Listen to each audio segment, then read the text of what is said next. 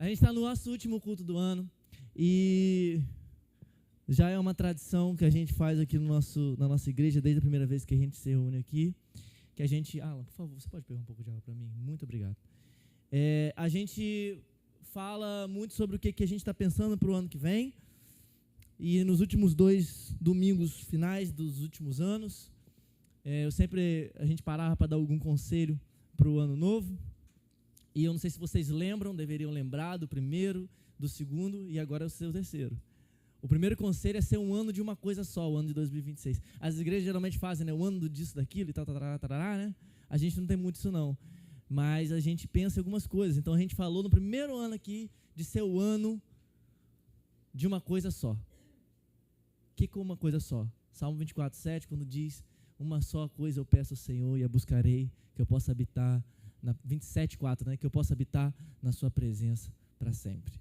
Aí no segundo ano, nós fizemos o conselho para o ano novo. Qual que era o conselho? Diminuir. Esse era o conselho. O ano que nós iremos diminuir. O ano que nós simplesmente perderemos. O ano que a gente vai morrer. E agora eu também queria, mais uma vez, dar mais um conselho para você, para mim, para nós que estamos aqui, para o ano que está vindo. Então, eu espero que você possa anotar junto com as suas planilhas o que você está fazendo aí, que eu não sei o que você realmente está fazendo para o seu ano, aquilo que a gente vai falar aqui hoje aqui. O que a gente acha? A gente sempre acha que ter um ano bom é um ano que a gente está pensando para o ano que vem, é ter um ano seguro, um ano estável, um ano sem surpresas, mas nós veremos hoje qual que é o normal, o natural de uma igreja. O que eu vou pedir você? Eu vou pedir para que você abra sua Bíblia em Atos capítulo 16.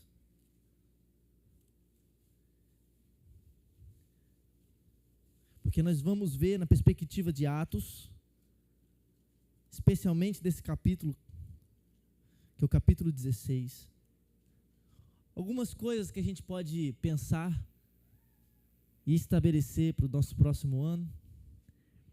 E também vamos ver o normal. O que acontece, irmãos? Nós, infelizmente, geramos algumas coisas desconfortáveis com o cristianismo.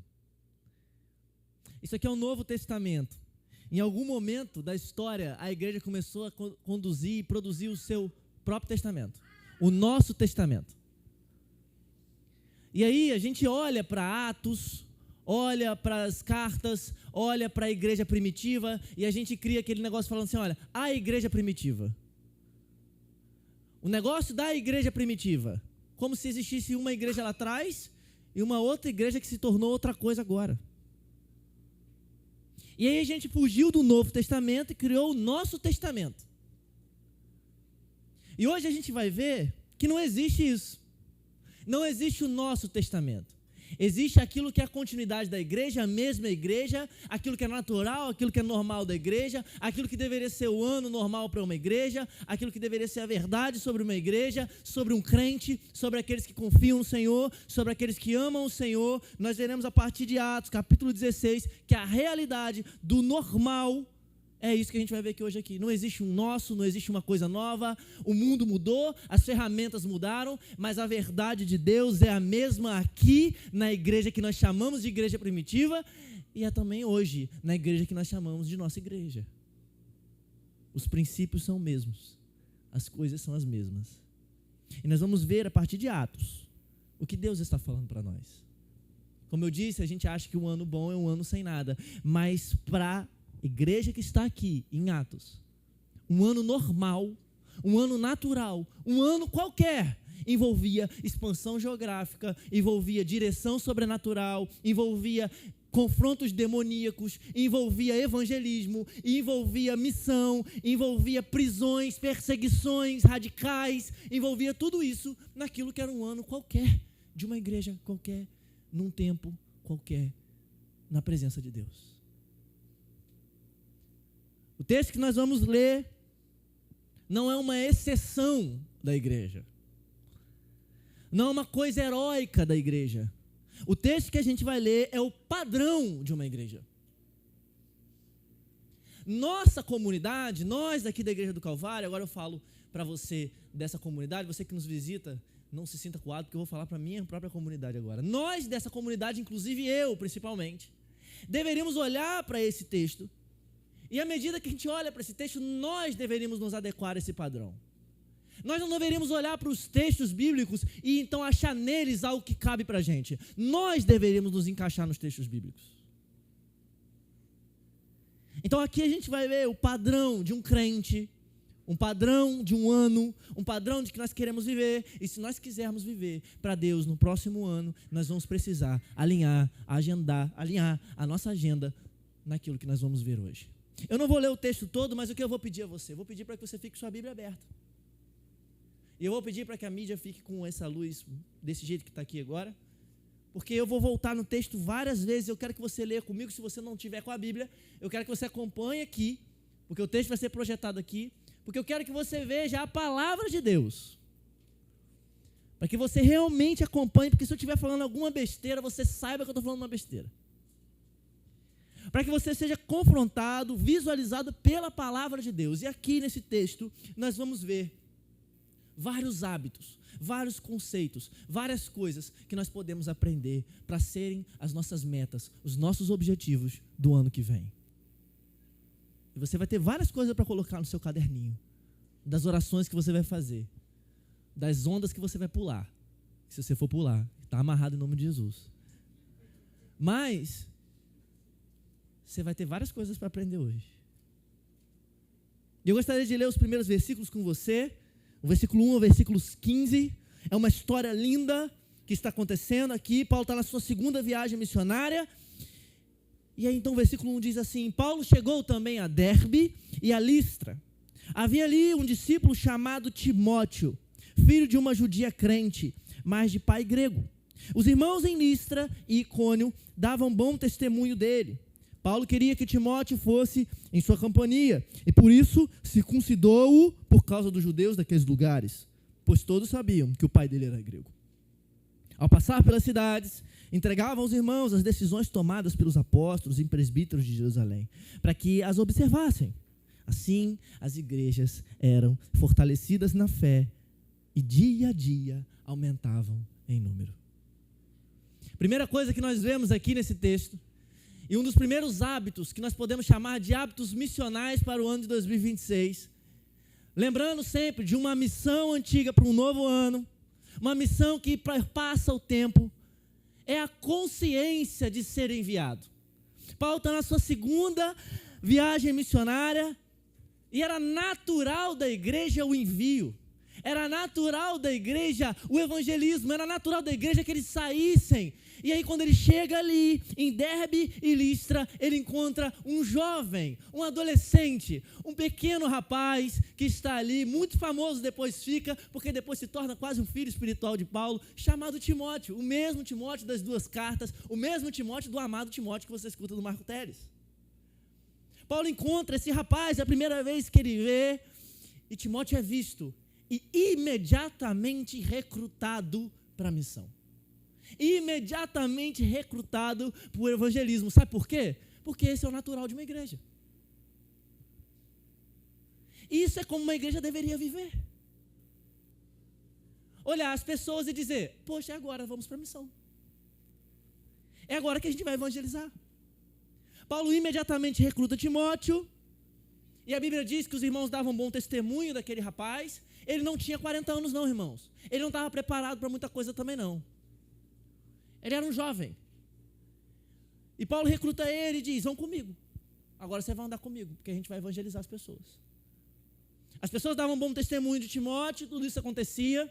E o texto diz que Paulo então circuncida Timóteo, e é muito importante isso aqui, porque havia muitos conflitos naquela época sobre a circuncisão, porque a circuncisão é um símbolo judeu, mas Paulo não circuncida Timóteo aqui para a salvação, como muitos judeus achavam. Na verdade, o que Paulo está fazendo aqui é circuncidar Timóteo, é cortar a pele do prepúcio de Timóteo, é submeter Timóteo a um padrão judeu, simplesmente para uma coisa, para a missão.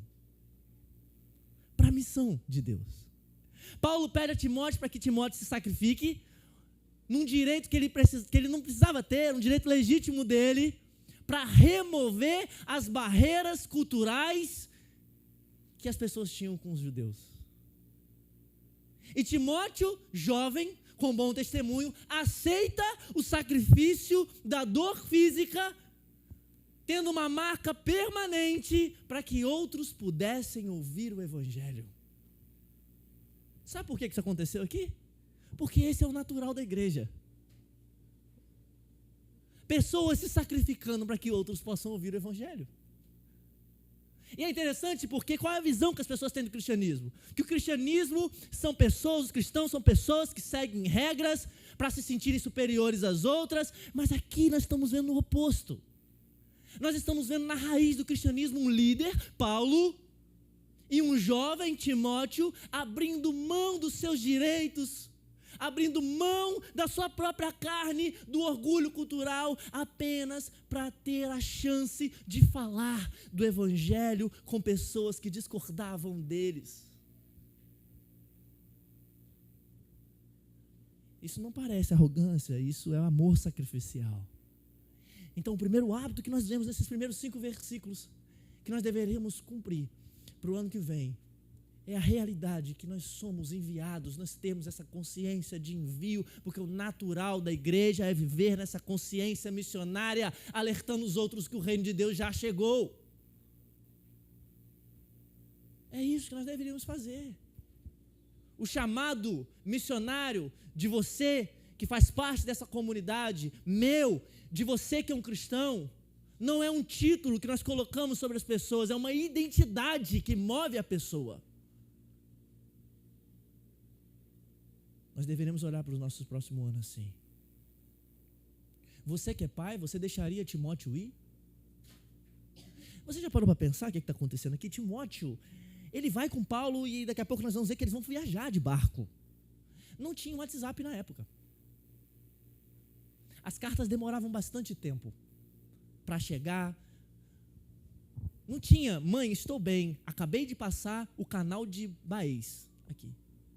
Não tinha uma foto mostrando, mãe, olha que lindo o pôr do sol do mar. Timóteo acompanha Paulo, os pais, a avó de Timóteo, que depois nós conhecemos bem também na carta de Timóteo, simplesmente entregam Timóteo para a missão. Você que é pai, deixaria seu filho ir? Sabendo que ele não vai te responder por muito tempo? E você conhece esse Paulo, né? Esse Paulo não é uma pessoa tão... Da última vez ele sofreu um naufrágio. Esse cara está apanhando por aí, as pessoas querem matar esse cara. Você deixaria seu filho ir por causa da missão? Você prepararia o seu filho para a missão? Você está pensando no ano novo para o seu filho da missão, você deixaria? Você iria? Não é um adulto casado que está indo, é um adolescente, é um jovem, com seus 20 anos. Ele está indo. Sabe por que ele está indo, irmãos? Porque isso é o natural de uma igreja. Você vive diariamente com a consciência de ser um missionário, de ser enviado no seu trabalho, no seu bairro. Esse ano foi assim que você viveu? Esse ano foi isso que passou pela tua cabeça? Essas coisas estão na sua lista? Você sempre quer que as pessoas se adaptem a você? Porque agora que a gente está vendo Timóteo se adaptando à realidade das pessoas, para que as pessoas possam ouvir o Evangelho. Você está sempre pensando que as pessoas devem se adaptar a você? O seu ano foi marcado por ter adaptações a você, não sendo capaz de produzir ou de fazer qualquer sacrifício ou de quebrar qualquer barreira entre você e as pessoas. Porque esse é o seu jeito, esse é o meu jeito, ninguém pode passar pelo meu jeito. O natural da igreja, os primeiros versículos, é ter a consciência de ser enviado. Mas a história continua e eles vão partir agora. Eu quero que você veja comigo, a partir do versículo 6, que diz assim: E percorreram a região frígio-gálata, tendo sido impedidos pelo Espírito Santo de pregar a palavra na província da Ásia. Chegando perto de Mísia, tentaram ir para Bitínia, mas o Espírito de Jesus não o permitiu. E tendo contornado Mísia, foram a Troade. À noite, Paulo teve uma visão na qual um homem da Macedônia estava em pé. Ele rogava, dizendo: passe a Macedônia e ajude-nos. Assim que Paulo teve a visão, imediatamente procuramos partir para aquele destino, concluindo que Deus nos havia chamado para lhes anunciar o Evangelho. Essa consciência de ser enviado faz o que com esses homens? Impulsiona eles para ir. Impulsiona eles a pegar um barco, caminhar algumas milhas, para começar a ir, então pregar. E Paulo, Timóteo, Silas, e aqui nós sabemos de Lucas, começam a passear por aquela região da Ásia Menor. E eles começam a tentar ir para alguns lugares, e o texto é muito interessante, porque o texto diz que o Espírito não permitiu. O Espírito não permitiu que Paulo pregasse naquele lugar. E aí Paulo então desce para ir até a Troade, e ali o Espírito não permitiu que Paulo pregasse naquele lugar. Isso é uma das coisas mais doidas. Eu lembro que quando eu lia isso aqui, eu falava assim: meu Deus, como assim? O Espírito não está permitindo a pregação do Evangelho? E não confunda aqui Espírito Santo com o Espírito de Jesus, porque aqui é a mesma coisa. Essa fraseologia Espírito de Jesus aqui, que é rara no Novo Testamento, só está mostrando para a gente a mesma coisa. O Espírito que foi enviado pelo Filho para realmente glorificar o Filho. É o mesmo Espírito, é o Espírito de Cristo que está simplesmente proibindo esses homens de pregar a palavra de Deus. Olha que coisa doida. Mas talvez seja porque nós vamos aprender o nosso segundo hábito missional.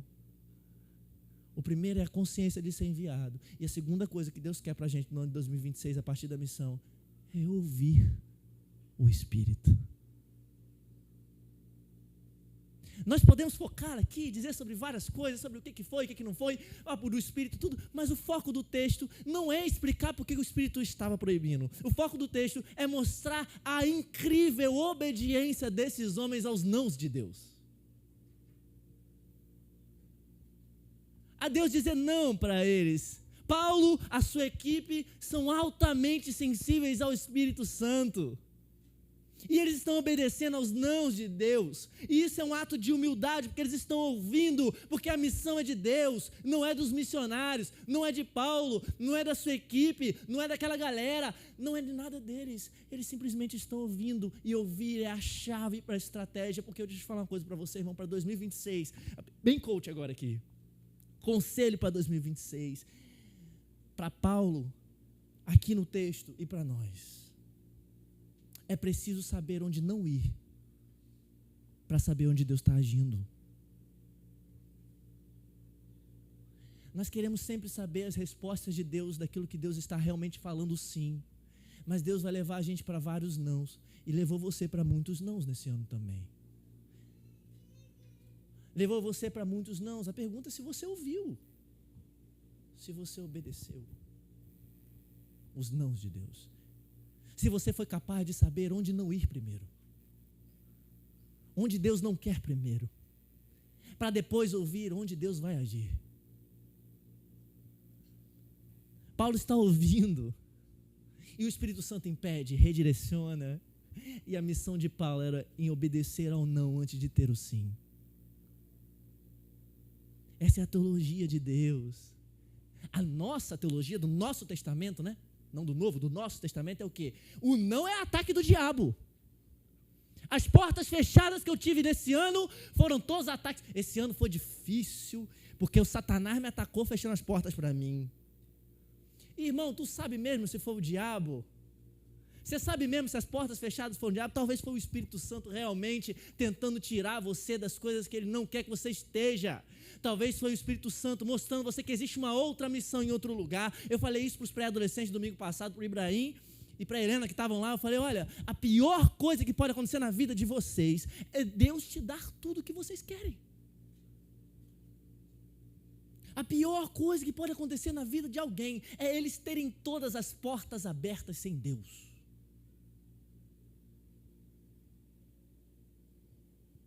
Às vezes Deus coloca você numa escola pior, e você pensa que é uma porta fechada, mas é ali que está o homem da Macedônia gritando, vem, ajuda a gente. Às vezes Deus te coloca num emprego pior ou até te tira do emprego, você pensa, porta fechada, inimigo, faz campanha de 15 semanas, bota sal grosso na frente da tua casa, bota sal grosso na tua cabeça, faz a dança da chuva, faz um monte de coisa, pinta o corpo de índio, faz qualquer coisa. E na verdade, sabe o que Deus estava fazendo? Deus só estava te redirecionando para uma outra missão, para uma missão que você considera pior, porque você está correndo pela Ásia menor e Deus está querendo levar você para outro lugar. Você está obedecendo aos nãos de Deus, porque é isso que uma igreja vive no seu padrão. Então o texto não está simplesmente mostrando para a gente o quanto o Espírito Santo, não é uma teologia do Espírito Santo, é uma teologia da obediência. E eu quero que você veja claramente e note que o não parou Paulo. Não é aqui? Então vou pregar ali. Não, mas não é aqui não, nessa praça não. Então vou na outra.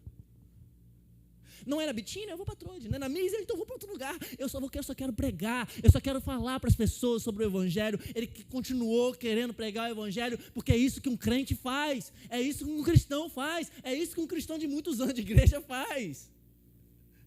Mas nós paramos na primeira vez que nós recebemos um não. Nós paramos na primeira vez que alguém nos dá uma resposta ruim quando nós falamos de Jesus.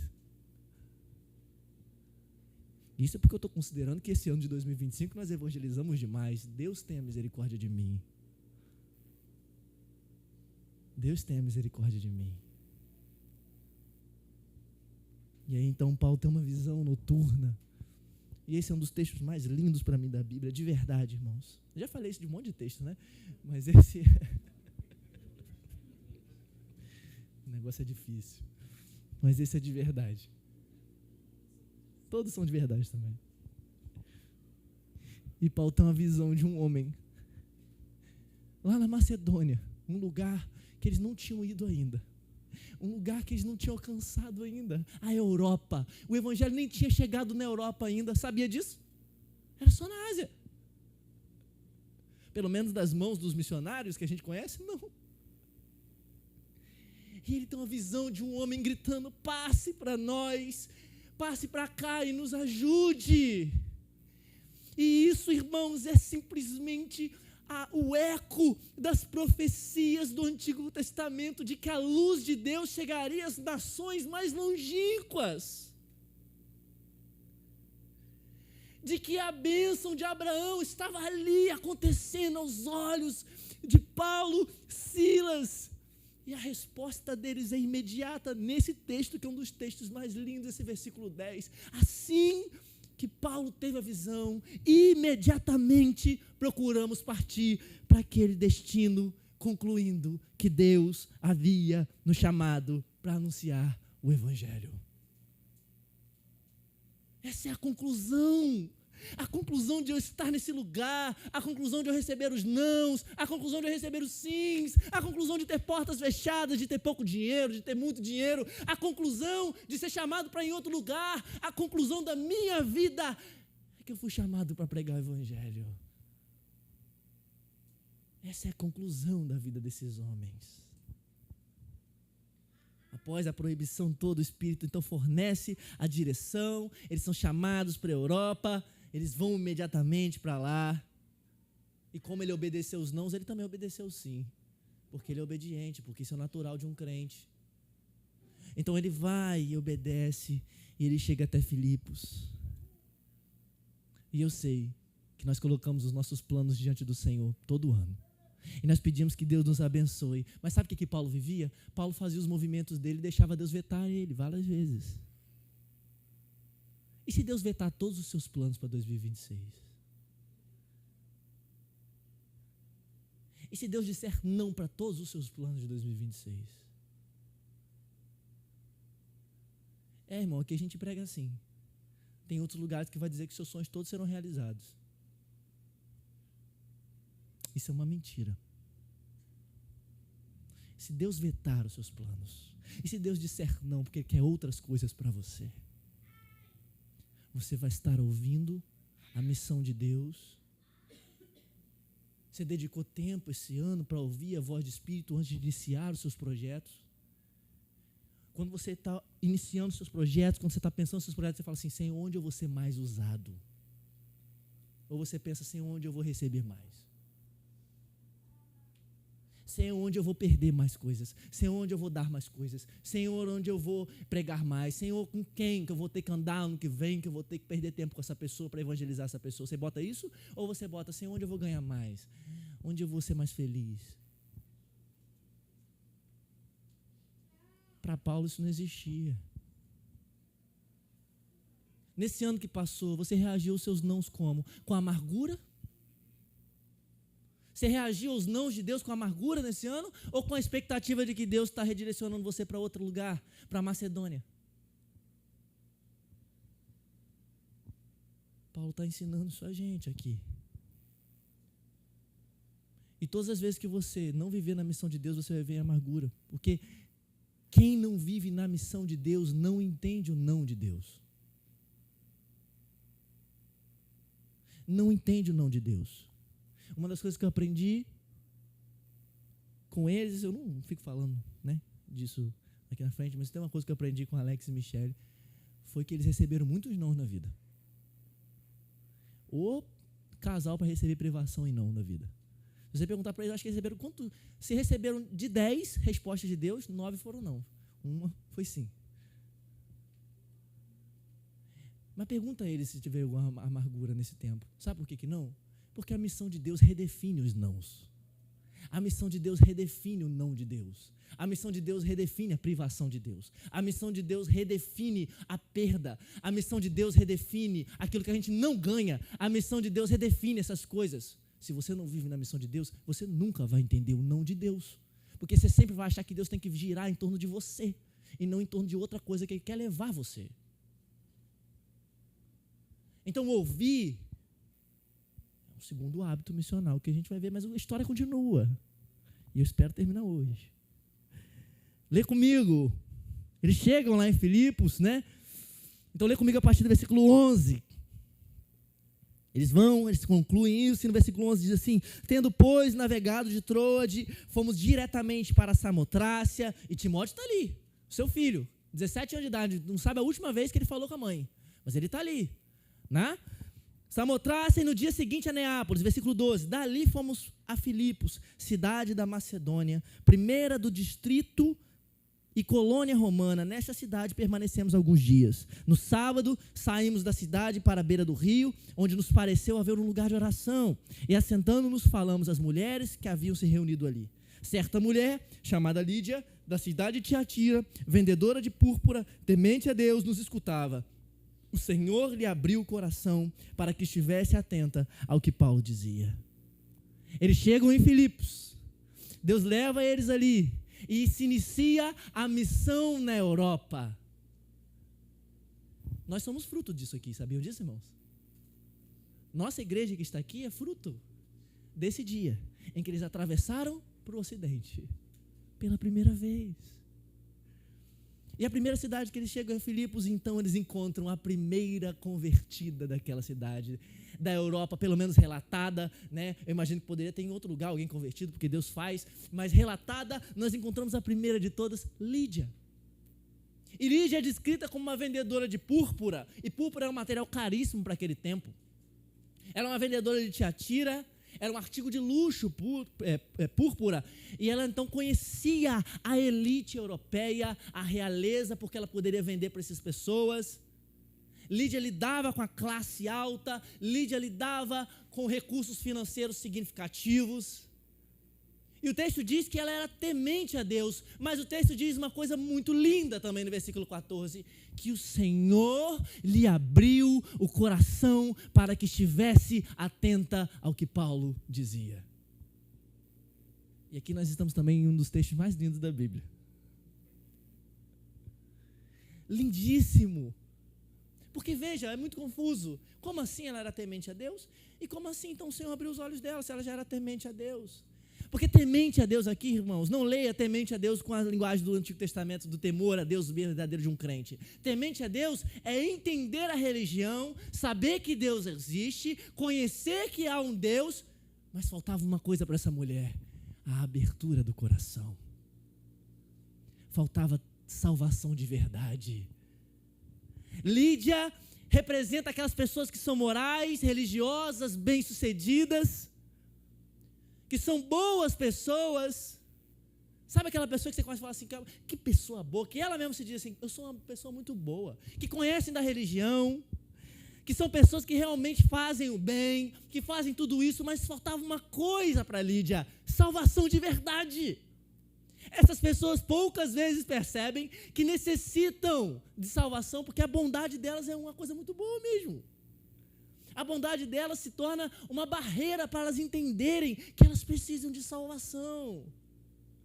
Lídia representa essas pessoas e Lídia está aqui.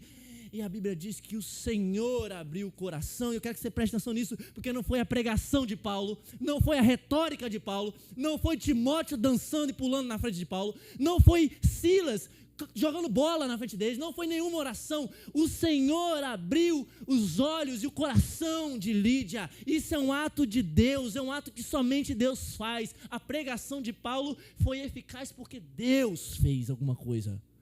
Deus removeu a cegueira espiritual de Lídia. Deus removeu. E isso mostra para a gente que a conversão é, em última análise, em última instância, em último momento, um milagre divino, não é algo que nossas mãos podem fazer. Aquilo que é impossível para os homens é possível para Deus. O evangelho para Lídia não foi uma mudança de comportamento moral, porque ela já era piedosa, ela já era boa. Não foi isso, foi uma mudança de confiança. Lídia parou de confiar na sua própria justiça e começou a confiar na justiça de Cristo. Deus abriu os olhos daquela mulher. Talvez nós estamos, algum de nós aqui, talvez nessa noite esteja aqui porque a gente veio com a nossa família. Talvez porque nós somos família aqui, talvez você seja uma pessoa boa, talvez você seja uma pessoa ética, talvez você seja uma pessoa que realmente você vê as pessoas e diz assim, não, eu sou uma pessoa muito boa, uma pessoa muito legal. Talvez seja isso. E você venha na igreja todo domingo e faz isso. Talvez você seja uma pessoa espiritualizada. Talvez seja isso. Talvez você seja uma pessoa que simplesmente acha que o cristianismo é para pessoas quebradas, mas deixa eu falar uma coisa para você, Lídia também é assim, e a Bíblia está dizendo claro aqui, que o coração de Lídia precisava ser aberto, não importa quão bom você seja, o coração de Lídia, o seu, precisa ser aberto, porque a mensagem de Jesus não é, torne-se uma pessoa melhor. Lídia mostra para a gente que a mensagem de Jesus é, venha para uma vida que você não consegue gerar sozinho. Não consegue. Então, quando a igreja passa a viver o que a igreja deveria viver mesmo, o que acontece? Pessoas são convertidas. Agora, deixa eu fazer uma pergunta para você. Quantas pessoas como Lídia você encontrou nesse ano? Quantas pessoas boas que precisavam de salvação você encontrou nesse ano? Quantas pessoas prontas para receber o evangelho e abrir a sua casa você encontrou nesse ano? Quantas Lídias você encontrou? Quantas? E é interessante porque imediatamente quando a fé acontece, os frutos vêm, e então tem um outro hábito fundamental também acontecendo aqui. O primeiro é a consciência de ser enviado, a segunda é ouvir, e agora eu quero que você leia o versículo 15 comigo. O versículo 15 diz assim, depois de ser batizada, Lídia, ela e toda a sua casa nos fez este pedido, se julgam que eu sou fiel ao Senhor, venham ficar na minha casa, e nos constrangeu a isso. Imediatamente os frutos vieram. E aí sabe o que acontece? Surge a mesa, surge a hospitalidade. Veja, é uma nova convertida. Não é uma pessoa que simplesmente se converteu, tem 15 anos. É uma nova convertida que ao se converter, constrange Paulo e seus companheiros de simplesmente abrir a sua casa e a mesa da sua casa para que eles possam ficar ali. Após a conversão, após o batismo, Lídia começa a insistir aqueles homens, fique aqui em casa. Ela abre a sua casa. Ela abre aquele lugar onde realmente se torna a primeira igreja da Europa. Irmãos, às vezes a gente espera que os irmãos mais velhos abram as suas casas. Mas aqui nós temos uma mulher que acabou de ser batizada, falou assim, a minha casa está aberta. E o texto diz que ela constrangeu esses homens a isso, ou seja, ela insistiu com aqueles homens. fiquem na minha casa. Fiquem aqui. A gente espera, não, os pastores têm que ter a casa aberta, os fulanos têm que ter casa aberta, os líderes têm que ter tudo isso. Mas aqui nós temos uma mulher que tem a casa aberta e ela simplesmente abre e a casa dela está aberta para as pessoas irem. Qual foi a refeição física que você fez esse ano com pessoas que simplesmente estavam perdidas? Eu falei isso ano passado e vou falar de novo. Nossas casas estarão cheias de comida na nossa ceia do dia 31. Quantas pessoas perdidas você chama para a ceia do dia 31? Nós vamos estar lá vestidos de amarelo, porque a gente quer dinheiro, de vermelho, porque eu não sei o que a gente quer, eu não sei de nenhuma cor, essas cores malucas que a gente fica falando, amarelo, vermelho, sei lá, preto, eu não sei qual que é, não, preto não pode, eu não sei. Essas místicas que a gente tem. A gente vai lá, nós não temos uma cor de vamos perder mais ano que vem, vamos dar mais recursos para as pessoas ano que vem, vamos ajudar os pobres ano que vem, vamos amar mais ano que vem, vamos abrir a nossa casa ano que vem. Não existe uma cor disso. Eu já pesquisei na instituição das cores do ano novo, não existe. Não existe. Qual foi a refeição que você fez? Se não, quem que você pode convidar para a sua mesa ano que vem? Quem que você pode convidar para sua casa ano que vem? Pense primeiro nos perdidos, irmãos. Quem? O seu vizinho talvez está lá querendo comer um churrasco. Quem? Deus tenha misericórdia de mim. E a história continua. Os versículos 16 a 18 dizem assim: aconteceu que indo nós para o lugar de oração, veio ao nosso encontro uma jovem possuída de espírito adivinhador, a qual adivinhando dava grande lucro aos seus donos. Seguindo a Paulo e a nós, gritava dizendo: estes homens são servos do Deus Altíssimo e anunciam a vocês o caminho da salvação. Isso se repetiu por muitos dias. Então Paulo, já indignado, voltando-se, disse ao espírito: em nome de Jesus Cristo, eu ordeno que você saia dela. E na mesma hora, o espírito saiu. Aqui nós temos a segunda convertida, pelo menos relatada, da Europa. Uma adolescente também como Timóteo. Talvez mais nova que Timóteo. 15 anos. 16 anos talvez. E o cenário muda drasticamente de uma conversa teológica à beira do rio, com pessoas que estavam ouvindo, para um confronto de poder nas ruas de Filipe, onde demônios estão ali, e a escrava, essa jovem, é descrita com o espírito de adivinhação, e ela realmente está falando a verdade aqui, mas eu quero que você perceba que essa verdade está sendo utilizada para o mal, pelos demônios, para gerar confusão e tumulto naquele momento. Então ela começa a gritar atrás daqueles homens para atrapalhar a pregação de Paulo, até que Paulo se sente perturbado, e então ele faz um hábito missionário também, que a gente vai ter que lembrar para o ano que vem. Ele abençoa aquela jovem. Ele abençoa ela. Paulo diz para aquele demônio: saia dela. Indignado com aquilo. Essa jovem representa as pessoas que são exploradas, representa aquelas pessoas que são escravizadas, abusadas, oprimidas pelas pessoas, porque ela dava fonte de lucro para simplesmente as pessoas que estavam ali investindo dinheiro nela para ela adivinhar. Ela era uma escrava, ela era possuída por espíritos. Pessoas assim estão à nossa volta o tempo todo, vítimas de abuso, presas a vícios, presas ao ocultismo, presas à negritude da vida, presas simplesmente ao terror da vida. Pessoas estão ao nosso redor assim. Quantas pessoas nós encontramos nesse ano assim também? Você não encontrou nenhum assim? Onde você está andando, irmão? Onde você está andando que você não encontrou nenhuma pessoa clamando por libertação à sua volta, desesperada porque está sendo escravizada por passados terríveis, por presentes terríveis, pela ansiedade do futuro, escravizada, abusadas? Quantos jovens como essa menina você encontrou esse ano? Quantos? Quantos deles você abençoou? Porque Paulo abençoa a jovem, removendo, através do poder de Deus e do Espírito, a possessão demoníaca, a escravidão demoníaca e financeira daquela menina. Paulo usa o seu poder, a única coisa que ele tem, o poder espiritual dele, para abençoar o próximo. para beneficiar o próximo. João, eu não sei expulsar demônio não, mas você tem dinheiro na carteira, não tem? Usa esse dinheiro então para abençoar o próximo. Usa o seu poder para abençoar o próximo. É o que Paulo está fazendo aqui. As pessoas dizem que a religião é o ópio do povo, é uma massa de controle, mas aqui, no início da igreja, nós estamos vendo que o evangelho destrói o controle, que o evangelho derruba o controle, que o evangelho simplesmente liberta essa jovem e enfurece os donos daquele dinheiro, porque o verdadeiro Jesus é a maior força de libertação de opressões, sejam espirituais, sejam físicas, que o mundo já viu. Essa menina simplesmente é liberta. Uma adolescente, como qualquer uma que está aqui assistindo o culto hoje.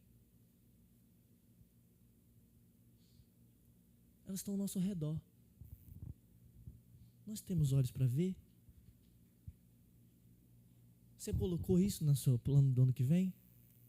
Encontrar pessoas escravizadas, pessoas vítimas de abuso, pessoas que têm donos, para poder cuidar delas?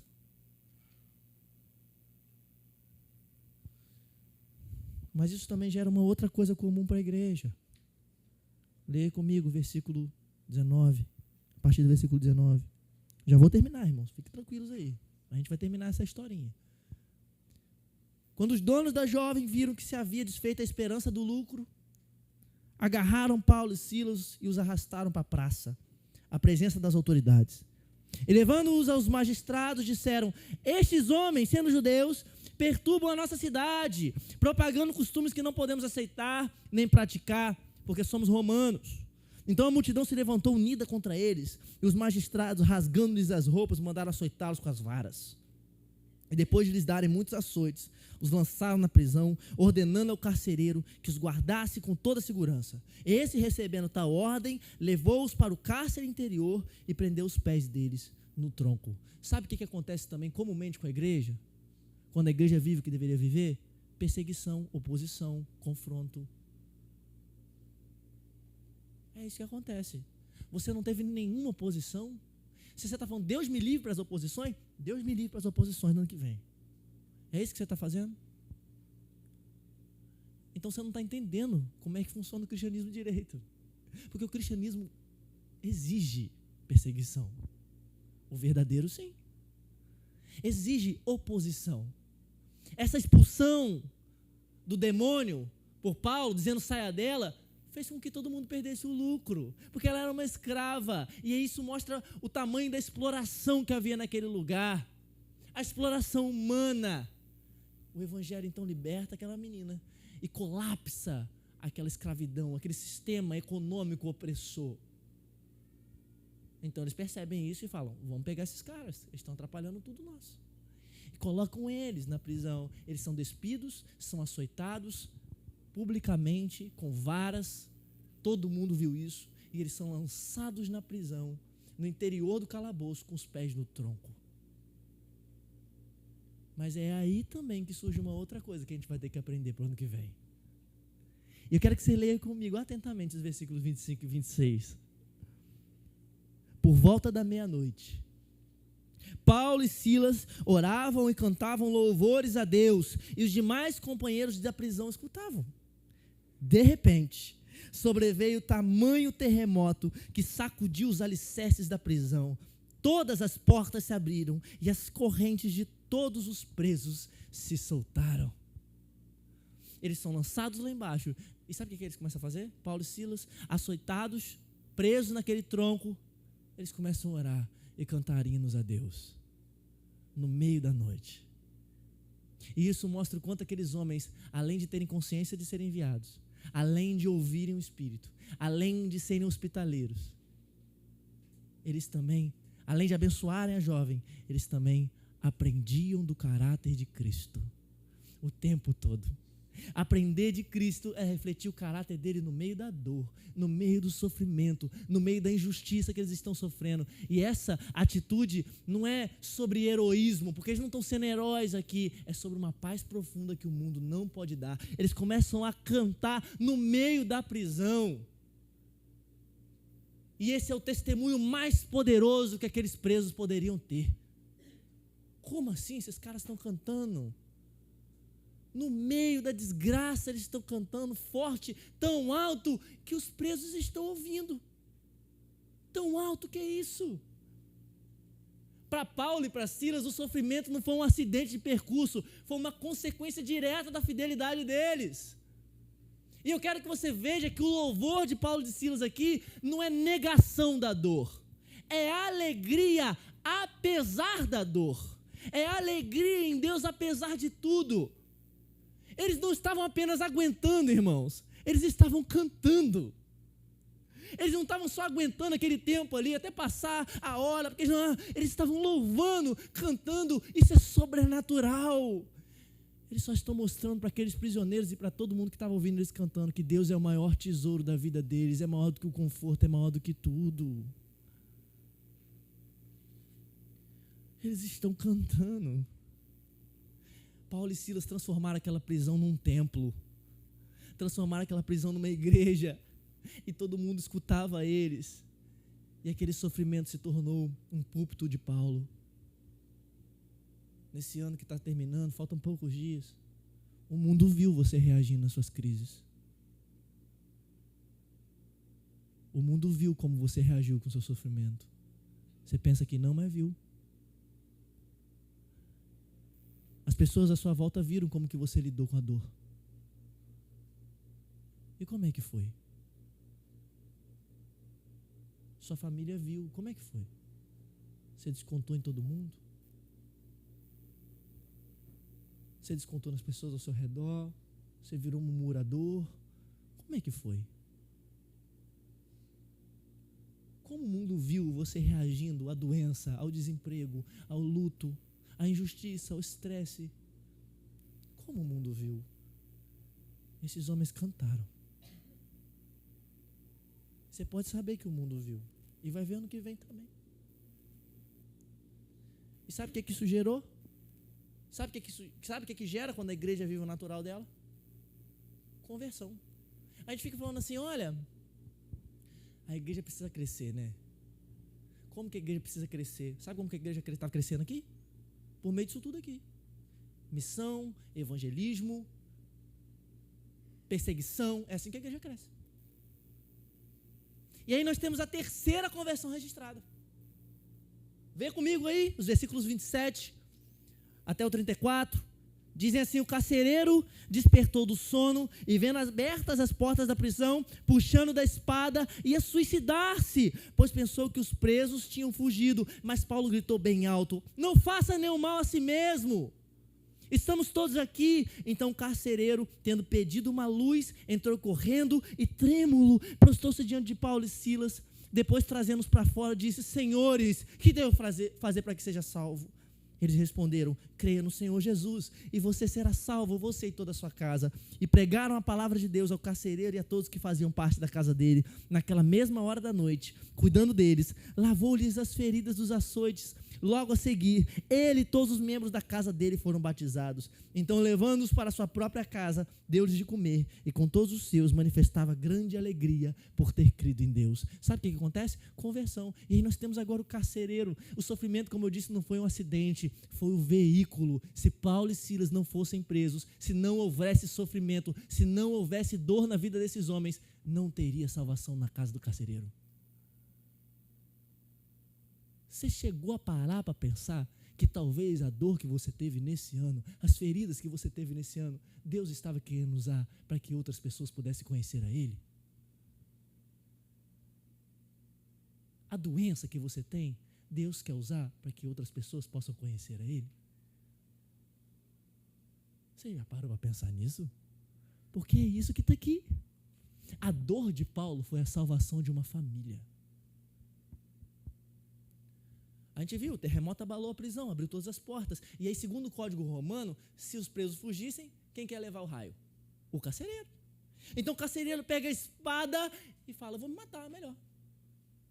Eu vou me matar aqui. E aí Paulo grita dizendo: não faça isso, nós estamos todos aqui. E então ele vai todo trêmulo diante de Paulo e faz uma pergunta que é uma pergunta tão pesada, tão profunda. Eu quero que você saiba de uma coisa, porque esse carcereiro não conhece Deus, não sabe nada de salvação. Ele não está necessariamente falando da salvação em Cristo. Ele está falando assim, como é que eu faço para sair de tudo que eu estou metido agora? Paulo entende isso e aplica isso no Evangelho, dando uma das respostas mais profundas de toda a Bíblia. A resposta tão simples, uma resposta tão clara, como diz no versículo 31, crê no Senhor Jesus, tu e a tua casa, e vocês serão salvos. Olha a clareza dessa resposta de Paulo contra todas as complexidades religiosas dos pagãos, do legalismo judaico, contra todas as religiões que estavam ali. Paulo oferece uma fé exclusiva em Cristo, somente em Cristo. Não tem obras preliminares, não tem simplesmente penitências para pagar, não tem uma coisa para ser transformado, só creia em Jesus. Creia em Jesus. Venha para a fé. Quantas pessoas também nós não encontramos como esse carcereiro, irmãos, não? Pessoas que não são tão religiosas, mas trabalham duro demais. Mas e se o terremoto vier? E se o emprego for perdido? A saúde, onde vai estar o seu chão? Esse homem aqui descobriu que quando as estruturas físicas caem, só há uma rocha que permanece. Cristo. E como ele descobriu isso? Através da consciência desses homens da missão. Quantas pessoas você encontrou esse ano que querem se matar? Que quiseram se matar? Quantas pessoas? Quantas pessoas como esse homem aqui, que a gente ignorou? Seculares, pragmáticos, que estão sempre vendo aquilo ali. Quantas pessoas? Eu tenho certeza que você encontrou. Tenho certeza. Seus olhos estavam atentos. E eu quero que você veja que a mudança foi extraordinária e visível. Aquele que antes açoitava e prendia, agora está lavando as feridas de Paulo e de Silas. E é lindo porque Paulo e Silas batizam aquele homem, enquanto aquele homem lavava as feridas de Paulo e Silas lavava a alma daquele homem por meio do batismo. Então ele prepara uma mesa mais uma vez e temos alegria. Alegria mais uma vez. O carcereiro cuida, lava os vergões de Paulo e Silas. E ele demonstra uma identidade de serviço a partir daquilo ali. Porque isso é o natural da igreja. Nós chegamos ao final da nossa história, então, depois disso tudo, a partir do versículo 35, que diz assim: quando amanheceu, os magistrados enviaram oficiais de justiça com a seguinte ordem para o carcereiro: põe aqueles homens em liberdade, portanto vocês podem sair, vão em paz. Não, versículo 36. Então o carcereiro comunicou isso a Paulo, dizendo: os magistrados ordenaram que vocês fossem postos em liberdade, portanto vocês podem sair, vão em paz. 37. Paulo, porém, lhes disse: sem ter havido processo formal contra nós, nos açoitaram publicamente, nos jogaram na cadeia, sendo nós cidadãos romanos. Querem agora nos mandar embora sem maior alarde? Nada disso. Pelo contrário, que eles venham e pessoalmente nos ponham em liberdade. Os oficiais de justiça comunicaram isso aos magistrados. Quando estes souberam que Paulo e Silas eram cidadãos romanos, ficaram com medo. Então foram até eles pediram desculpas e, relaxando-lhes a prisão, pediram que se retirassem da cidade. Aqui Paulo é muito inteligente. Os magistrados vão e dizem assim: pode ir embora agora. E aí Paulo usa a lei em favor, não dele. Quando ele diz: olha assim, mas eu sou cidadão romano. Por quê? Porque a lei proibia açoitar um cidadão romano. Paulo não está usando isso para ele. Paulo está protegendo a igreja que vai ficar. Paulo, ao fazer isso, está dizendo assim: olha, eu estou evitando que Lídia, o carcereiro, a jovem, a casa de Lídia, a casa do carcereiro, possam ser perseguidos, porque agora eles sabem que cidadãos romanos estavam aqui. Então ele faz isso com o maior cuidado do mundo, protegendo aquela igreja nova. E então nós chegamos no versículo 40, o último versículo. Tendo saído da prisão, Paulo e Silas dirigiram-se para a casa de Lídia, e vendo os irmãos, os animaram, depois partiram. Eu quero que você imagine essa cena. Imagina Paulo, Silas, com as costas cheias de vergões, talvez com carne viva, sangue seco, algumas roupas rasgadas, confortando Lídia, a escrava, o carcereiro, animando eles. E qualquer lógica do mundo diria que eles deveriam confortar Paulo e Silas. Mas a verdade de uma igreja é que são os mártires que confortam a igreja. São os que estão sofrendo que confortam a igreja. São os evangelistas que confortam a igreja. São os missionários que confortam a igreja. Não é o contrário. Eles estão ali. E eu quero que você entenda que a fonte do conforto de Paulo, de Silas, não era a ausência da dor, porque deveria estar doendo muito, mas a presença do fruto da dor. Isso que era. Quando Paulo e Silas viram Lídia, a escrava e o carcereiro ali, juntos, aquele milagre que Deus tinha feito em Filipos, aquilo ali foi o bálsamo que curou as feridas de Paulo. Sabe o seu sofrimento que você gastou para as pessoas? Isso deveria ser o bálsamo para curar as suas feridas.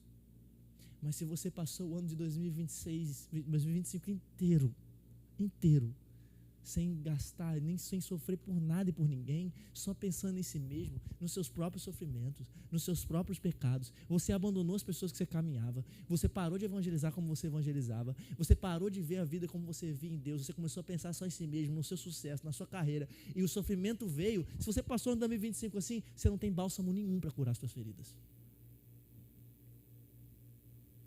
Quer um bálsamo para curar o seu sofrimento? Quer um bálsamo para curar a sua dor?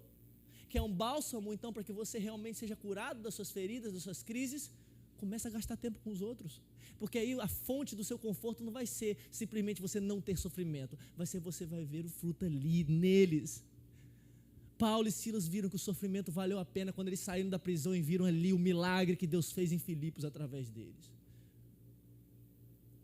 Quando você vira o fruto das pessoas que você simplesmente está sofrendo para alcançar, isso vai ser o bálsamo das suas feridas.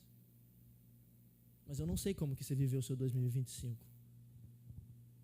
E aí no fim do versículo 40, a gente tem simplesmente uma coisa assim: depois partiram. Sabe por quê? Porque isso é o natural de uma igreja.